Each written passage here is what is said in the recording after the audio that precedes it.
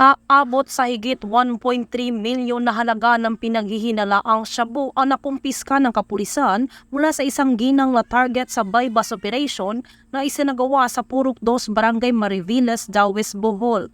Kinilala ni Police Lieutenant Thomas Gencho, Chief of Police ng Dawes Municipal Station ang suspect na si alias Cheche, 40 anyos, high-value individual residente ng Barangay Mayakabak, Dawes, Bohol. Dakong alas 5:18 ng hapon nang isinagawa ang bypass operation ng mga operatiba ng Dawes Drug Enforcement Team na humantong sa pagkaaresto sa suspect at pagkumpiska ng 5 pakete ng hinihinalang shabu na may kabuuang timbang na 205 gramo at may standard drug price na 1,394,000 pesos. Mahaharap ang suspect sa kasong paglabag sa Section 5 at 11 ng RA 9165 o Comprehensive Dangerous Drugs Act of 2002.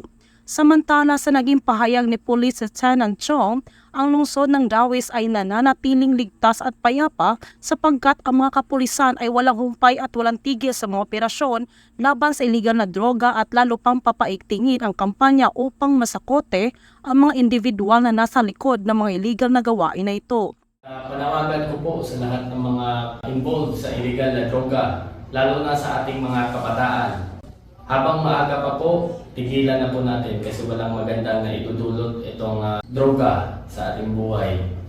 At nawagan ko rin po sa mga tao, lalo na sa ating komunidad na tulungan po yung ating kapulisan sa campaign against illegal drugs.